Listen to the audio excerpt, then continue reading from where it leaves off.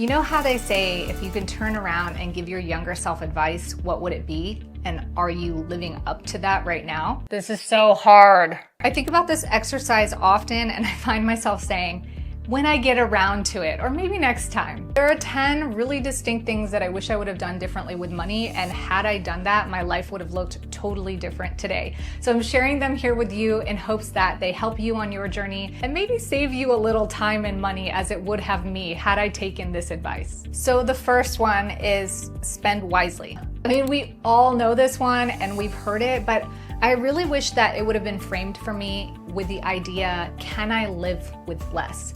I was always about, how can I get more? What's the next exciting new thing that I can buy? But I think life would have really looked different for me if I just asked myself, like, do I really need this? And how can I live with less?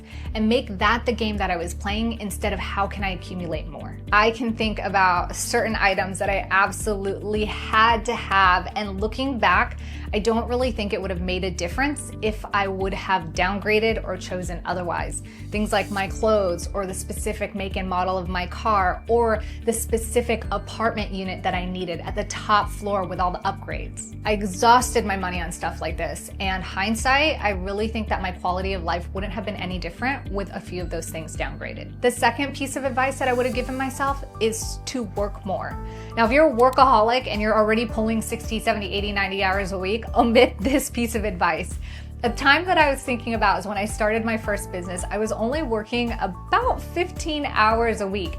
And because I didn't have a family and other things, I just took home my pay. I thought I was cashing out big, and I would party on the weekends and spend a lot of it on useless stuff. I spent most of my days chilling by the pool or the beach or eating at a restaurant before having to come back into work again for an hour or two in the evenings. And when I look back at that, I had so much time, so much energy, so little expenses that I was obligated to, that I wish I would have just worked more and stashed it away. It's not like I was doing anything super productive with the time that I was off work. I was literally like sitting by the pool and reading magazines. So it would have been way more beneficial and valuable to work more, or at least do something more productive with my time, like maybe learn how to invest that money. The third thing is to pay yourself first consistently.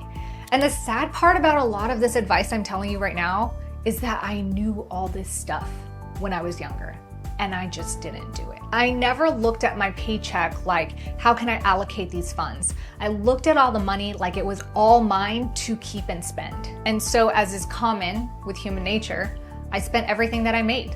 It's like filling every cabinet because you have the space. I have it, may as well use it. I'm gonna live a long time anyways. I got all the time in the world. Number 4, I wish I was more interested in growing my money as well.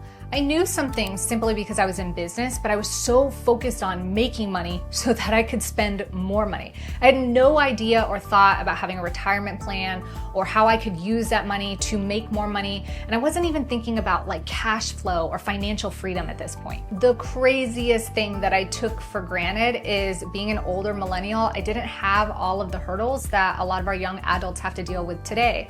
The hurdles of trying to keep up with social media and all those crazy big ideas that get flooded on there. Having to learn the skills of turning off the noise and turning away from dopamine addiction, and just being in a constant competitive cycle of comparison and never feeling like enough. No, back in the day, things were a lot simpler. I was just trying to figure out how to get that white picket fence, fancy car, and nice house, you know, the old American dream. Number 5, and this is a big one.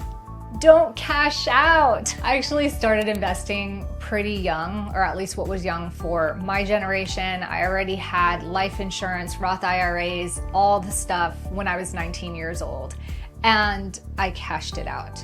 And I've also been investing in the stock market since about 2016 is when I first started learning, and then 2018 I started putting money in, and I thought I was doing like a really good job because I would buy low, sell high, and I was always taking a profit. But hindsight, I've done calculations, and I missed out on a handful of bucks taking the money out. Had I just left all my investments in the markets, I would have been a multi-millionaire by now. Enough that I could be living off my dividends and be totally financially free.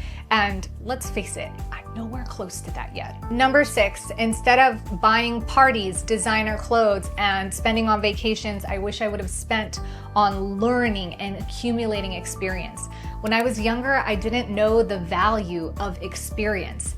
And experience is huge. Like, you need experience to gain skills that create confidence and competence so that you can actually go and do the thing. That never even occurred to me. Like, I would be like, if I'm not making money or getting something out of this, like physical, that I can feel, touch, that I can get that dopamine hit off of, why would I do that? And even worse, why would I spend money and maybe even lose money in the process? Now I realize that experience is so invaluable, and that's what sets people apart. We often tend to over-prepare, plan, and try to set everything up to be perfect so that we achieve success as quickly and optimally as possible. But what's really missing in those moments where we're not succeeding and we're stuck, not moving forward, is the experience. Number 7, I wish I would have lived below my means. And if that wasn't obvious to you yet that I wasn't, I actually wish that I was living below 50% of my income.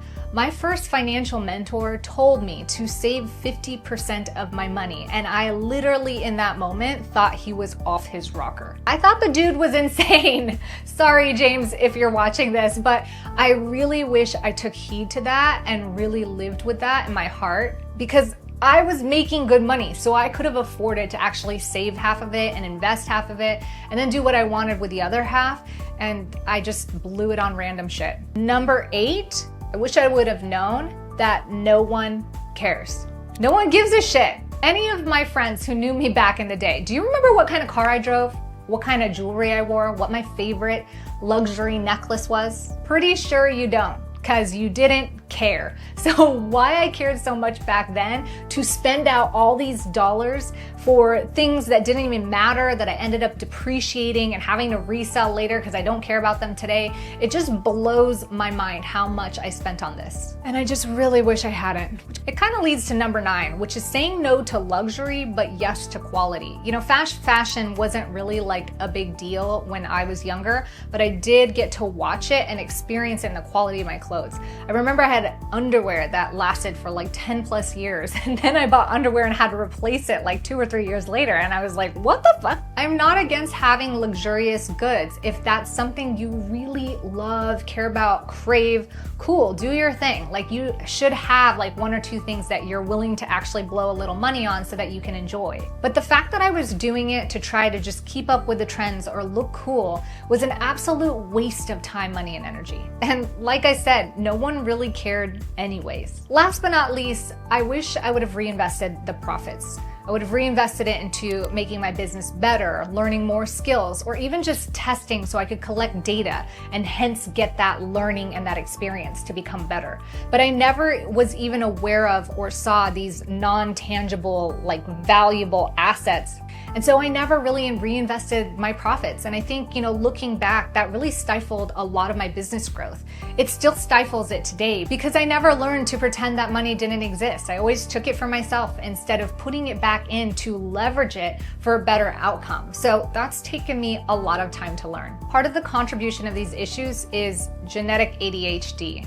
Did you know that if you have genetic ADHD, your prefrontal cortex doesn't fully develop until 10, sometimes 15 years later than the average person? It's like being stuck in a teenager's brain. And if you know ADHD, you're always chasing the silver shiny object. This isn't to excuse any of it. It's to say that if you are an entrepreneur or you're a busy, high-level person, it's more often than not very common that you have some type of neurodiversity. I'm a big fan of being able to identify what those neurodiversities are so you can understand how your brain works and leverage different systems without losing too much time and energy. After learning a bunch of this stuff and through a lot of hardship and trial and error and obviously a long freaking time, I'm also old enough that my prefrontal cortex has now fully developed and I actually feel it in my brain. Things have changed a lot, and all these things that I always struggled with suddenly have become really easy to implement and habitualize. Now, this is not an ADHD video, but if that's something you're interested in, let me know in the comments below because I can talk a lot about that topic and the ways that an ADHD brain differs and how to use it for your advantage instead of letting it hold you back, etc. Let me know if you think I've missed anything off this list or advice that you would give yourself too. And give this video a thumbs up if you like stuff like this. Subscribe for more, and I'll catch you in the next video. Thanks for watching.